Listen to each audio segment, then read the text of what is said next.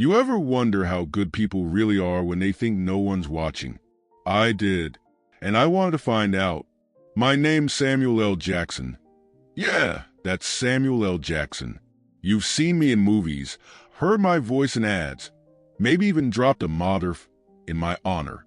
But this wasn't about fame. This was about something real. I wanted to see firsthand how folks treated a man down on his luck. No cameras, no Hollywood glitz, just me, out on the streets of New York City, looking like any other guy struggling to get by. So, I put together my disguise.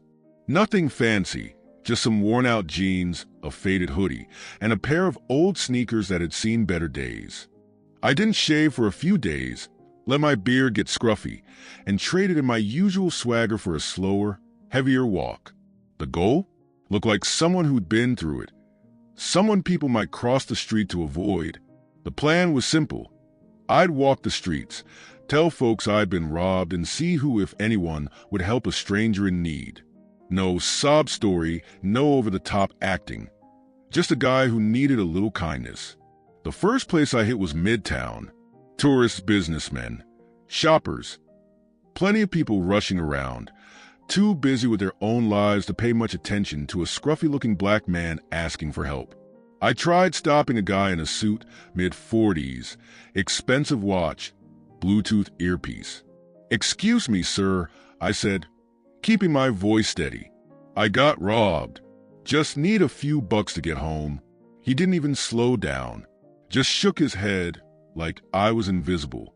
A group of young women walked by, laughing, holding their shopping bags tight.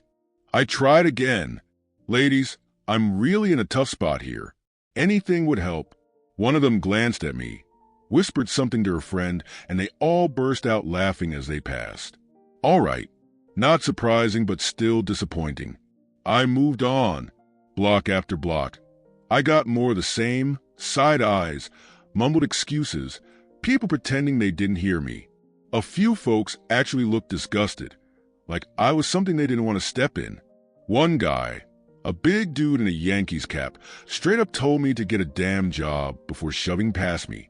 I knew this wasn't going to be easy, but damn, I didn't expect this much coldness. Then, just when I was starting to think maybe kindness was a lost cause, I turned a corner and saw a little hot dog stand on the edge of a quieter block. Behind it stood a stocky white guy, probably mid-50s, wearing a grease-stained apron and a New York Mets hat. He was whistling to himself, flipping hot dogs on the grill, looking like a guy who'd seen a thing or two. Something told me this was the place to try again. I took a deep breath, squared my shoulders, and walked up to the stand. "Hey, man," I said.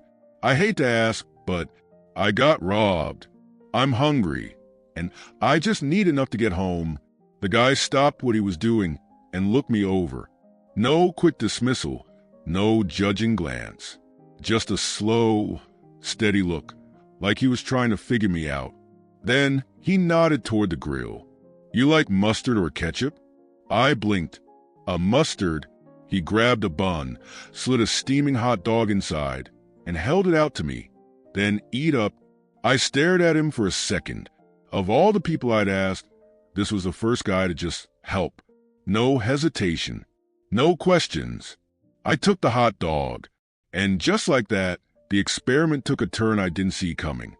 I took a bite of the hot dog, hot, fresh, a little too much mustard, but I wasn't about to complain.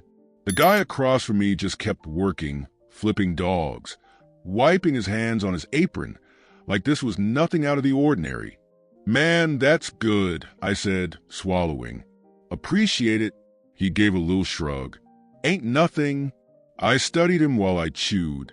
Up close, he looked exactly like the kind of guy you'd expect to run a hot dog stand in New York. Stocky build, thick forearms. A face that had probably seen its fair share of fights. His Mets cap was faded and frayed at the edges, and his apron was stained from 100 shifts just like this one. "What's your name?" I asked. "Mike," he said, grabbing a soda from the cooler and setting it in front of me. "Go on, take it." I picked it up. "Damn, man, you don't even know me." Mike finally looked me in the eye. Don't have to. You're hungry, right? I nodded. Then eat. Simple as that. No judgment, no questions, no hesitation. I couldn't lie. After everything I'd been through that day, after all the cold shoulders and nasty looks, this hit different. You always do this? I asked, cracking open the can. Do what? Help out strangers like this? Mike chuckled, shaking his head as he turned a few hot dogs on the grill. Look, man, you think you're the first guy to come up to me saying he got robbed? I've been working this stand for over 20 years. I've seen all kinds. Some are full of it, sure, but some just need a little help. He wiped his hands again and leaned on the counter. I figure, if I can afford to give a guy a meal and not go broke, why not? I nodded slowly. A lot of people don't think like that. Mike snorted. Yeah, well, a lot of people are assholes. I laughed. You ain't wrong about that. For a minute, we just stood there, me eating, him working, the smell of grilled meat mixing with the city air. Then Mike reached into his pocket and pulled out a few crumpled bills. Here, he said, holding them out. I frowned. What's this? Bus fare, train fare, whatever you need. I stared at the money. I wasn't actually broke, but damn if this wasn't real kindness.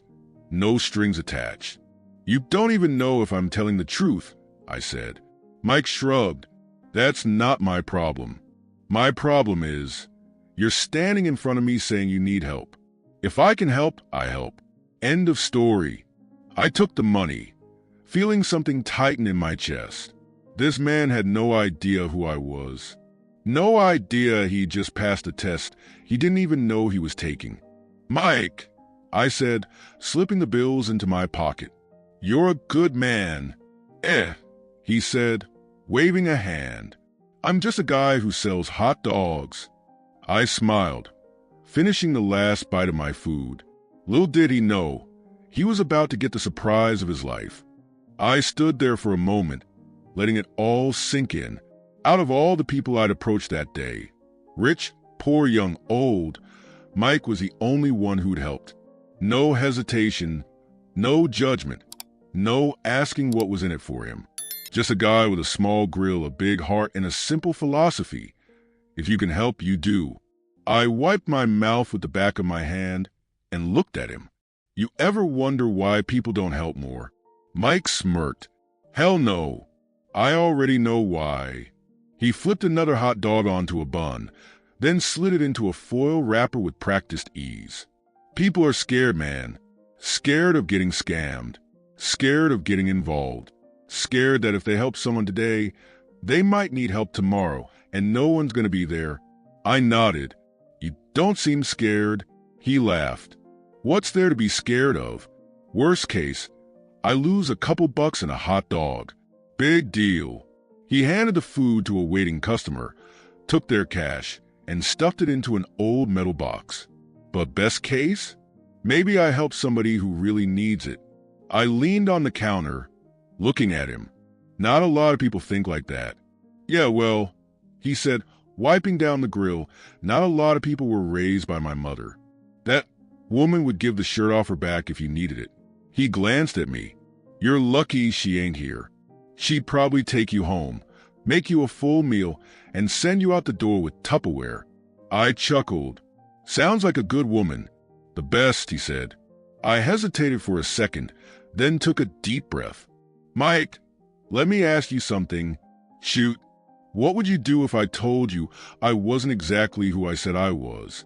He gave me a sideways look, one eyebrow raised. What, like you didn't actually get robbed? Something like that. He sighed, shaking his head. Look, man, I don't care. You needed food, I gave you food. You needed a couple bucks. I gave you a couple bucks. What you do with it is on you. I nodded, smiling. You really believe that, don't you? Damn right. I let that hang in the air for a moment. Then, slowly, I reached up and pulled off my hood, running a hand over my head. Mike frowned, looking at me closer. His eyes narrowed. Then they widened. Wait a second. He pointed a greasy spatula at me. You look kind of familiar. I grinned. Yeah. His head tilted. He squinted. And then, hell no. I laughed. Yeah. His mouth fell open. You, Samuel L. Jackson? I held out a hand. Nice to meet you, Mike. He just stood there, spatula still in the air, blinking like his brain had short-circuited.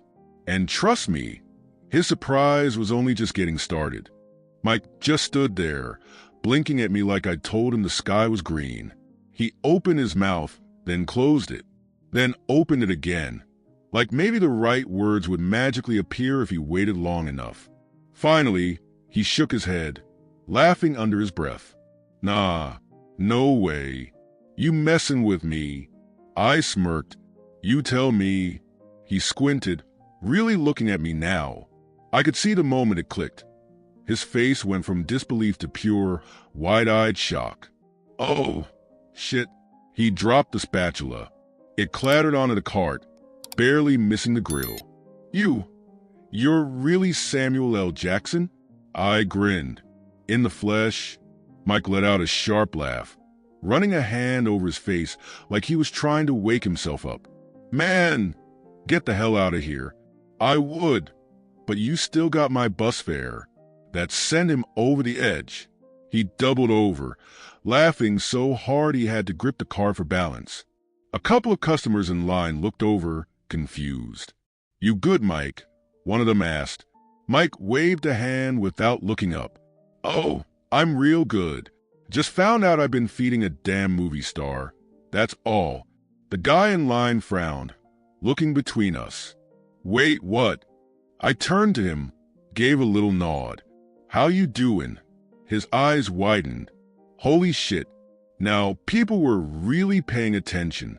A few passersby slowed down, whispering, sneaking glances. I figured it wouldn't be long before someone pulled out their phone and turned this into a viral moment. Mike finally straightened up, shaking his head at me. Man, I can't believe this. He stopped, frowning. Wait, if you ain't broke, what the hell were you doing out here asking for money? I leaned on the cart, folding my arms. I wanted to see who would actually help. Mike just stared at me. Then he let out a sharp breath and smirked. You testing people, huh? I shrugged. Something like that. And I passed. I smiled. With flying colors. Mike nodded, thinking that over. Then, to my surprise, he snorted and shook his head. Well, damn. Guess I should have asked for a bigger tip. I burst out laughing. Don't worry, man. I got you. What Mike didn't know was that my tip was about to change his life. Mike was still shaking his head, hands on his hips like he was trying to make sense of the whole thing. Man, I still can't believe this. Samuel L. Jackson, standing here, eating my hot dog. He let out a breath, laughing to himself. I mean, what the hell are the odds? I grinned. Guess you were in the right place at the right time. He gave me a look. Nah, man. You were in the right place. I've been here for 20 years. Fair point. By now, a small crowd had gathered. A few people whispered. A couple had their phones out recording. Someone in the back muttered, "Ain't no way," while another dude just kept staring, mouth open like he'd seen a ghost. Mike took it all in stride. You really got people out here thinking I'm some kind of hero now, he said, shaking his head. I smiled. You are a hero, Mike. Maybe not the kind that wears a cape, but you did what a lot of people wouldn't. He scoffed, waving a hand. All I did was give a guy a hot dog and a couple bucks. It ain't that deep. I held his gaze. Yeah, Mike, it is that deep. His smirk faded. He didn't say anything, but I could tell my words hit him in a way he wasn't expecting. I reached into my pocket, pulled out my wallet, and thumbed through the bills. Mike's eyes followed my hands, but he didn't say a word. Finally, I pulled out a thick stack of hundreds, had to be at least 10 grand, and placed it on the counter. Mike blinked. What's that? That's for you, I said, sliding it toward him. his whole body tense. The hell it is? I chuckled. Yeah, it is. He shook his head, pushing it back. Nah, man. I can't take that. I ain't do nothing to deserve it. I leaned in a little. Mike, you helped a stranger without expecting anything in return. That's exactly why you deserve it. His mouth opened, but nothing came out. I could see the gears turning, his pride wrestling with the reality of what was sitting in front of him. One of the guys in the crowd let out a low whistle. Damn, I should have gave him a hot dog. Mike ignored him. His hands hovered over the cash, like he was afraid to touch it. Man, this is crazy. I smiled. Crazy in a good way. He exhaled sharply, running a hand over his face. What the hell am I supposed to do with all this? I shrugged. Whatever you want. Pay some bills, take a vacation, upgrade this hot dog stand. It's yours, man. For the first time since I revealed myself, Mike looked genuinely overwhelmed. His eyes got a little glassy, and he turned away for a second, clearing his throat. I pretended not to notice. Finally, he looked back at me, shaking his head with a small, disbelieving smile. Man, you're something else. I grinned. So are you, Mike. He let out a short laugh. Yeah, well, guess I picked the right day to be a decent human being.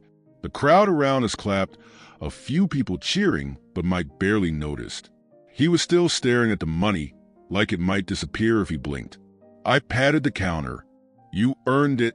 Mike let out another breath, then nodded slowly. All right, Sam. I'll take it. I grinned. Good. But the night wasn't over yet. Not by a long shot.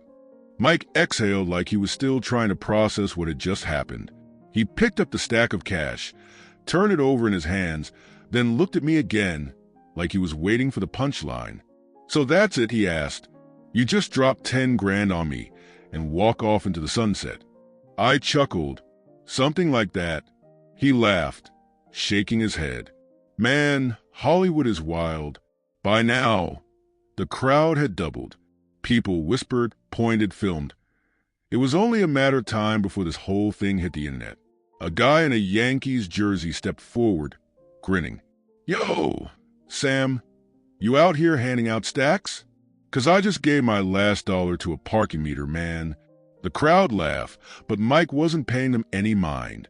He was still looking at the money, then at me, like he was trying to figure something out. Finally, he nodded, smirking. All right, you know what? You did something good for me. I'm gonna pass it on. I raised an eyebrow. Yeah. Mike grabbed a pair of tongs and pointed them at the growing crowd. Who's hungry? People hesitated, exchanging glances. Mike grinned. I'm serious. Free dogs for the next hour. Y'all better get in line before I come to my senses. The reaction was instant. Cheers, laughter, people rushing to the cart. A couple of kids jumped up and down, tugging at their parents' sleeves. I laughed. Damn, Mike, you move fast. He gave me a knowing look. You helped me. Ain't no reason I can't help somebody else. I nodded, impressed. Respect. As he started slinging out hot dogs like a man on a mission, I stepped back, watching it all unfold. People smiled. Strangers talked.